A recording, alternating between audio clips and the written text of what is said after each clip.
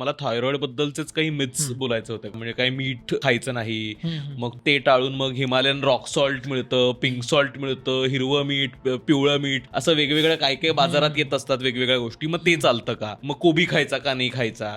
अशा वेगवेगळ्या मिथ्स खूप जास्त थायरॉइडच्या अराउंड आहेत. दरवेळी काहीतरी नवीन फॅट्स येतात, तर पिंक सॉल्ट, ब्लॅक सॉल्ट किंवा बाकी प्रकारचे सॉल्ट्स हे घेणं याच्याने थायरॉइडवर काही परिणाम किंवा काही फायदा तर त्याचा नाहीये. आणि दुसरी गोष्ट काय की त्याच्याने जे काय आयोडीन आपल्याला मिळणार होतं ते आयोडीन सुद्धा आपल्याला मिळणार नाही. बरोबर. आणि रॉक सॉल्ट किंवा पिंक सॉल्ट बद्दल जे काही क्लेम्स आहेत की याच्याने हा फायदा आहे तो फायदा आहे, तर असे काही खूप चांगले कोणते स्टडीज नाही आहेत ज्याच्याने क्लिअरली दिसतं की याच्याने हा डेफिनेटली बेनिफिट आहे. आणि दुसरं म्हणजे त्याच्यामध्ये सुद्धा सोडियम आहे. तर तुम्हाला ब्लड प्रेशर आहे म्हणून तुम्ही रॉक सॉल्ट खायला लागलाय तर त्याच्यामध्ये सोडियम आहे, त्याच्यानेही त्रास होणार. आणि बाकी जे काही ते मिनरल्स म्हणतात की याच्यात हे मिनरल्स आहेत तर ते एकदम छोट्या प्रमाणात आहेत, तर त्याच्याने कितपत फरक पडतो याच्यासाठी सायंटिफिक पुरावा काहीच नाही. आणि थायरॉइडच्या पेशंटसाठी नॉर्मल मीठ घेऊन त्यांना काही त्याच्याने नुकसान नाहीये. आणि खाण्याबद्दल जो पॉइंट आहे, कोबी वगैरे हे जे आहेत ना, त्याला क्रुसिफेरस व्हेजिटेबल्स म्हणतात. तर क्रुसिफेरस व्हेजिटेबल्स मध्ये काही गॉयट्रोजन्स आहेत, ग्लुकोसिनोलेट्स नावाचा केमिकल आहे तो. अच्छा.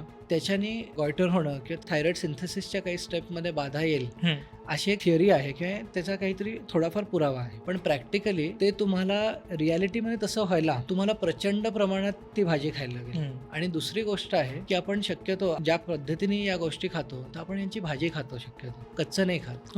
तर 80 to 100 डिग्रीजला हे 4 ते 6 मिनिट राहिले तर यातले जे गॉयट्रोजन्स आहेत, ग्लुकोसिनोलेट्स वाले जे केमिकल्स आहेत ते सगळे नष्ट होऊन जातात. तर प्रॅक्टिकली या सगळ्या भाज्या खाऊन तुमच्या थायरॉइडला काहीच त्रास होणार नाही. उलट या गोष्टी अवॉइड करून मग खाण्याचे तुमचे ऑप्शन्स कमी होतात. त्यामुळे उगीच म्हणजे स्वतःला त्रास करून किंवा काही फूड ग्रुप्स रिस्ट्रिक्ट करून स्वतःला मालन्यूट्रिशनची रिस्क वाढवून या गोष्टी बंद केलं तर त्याचा फायदा काही नाही.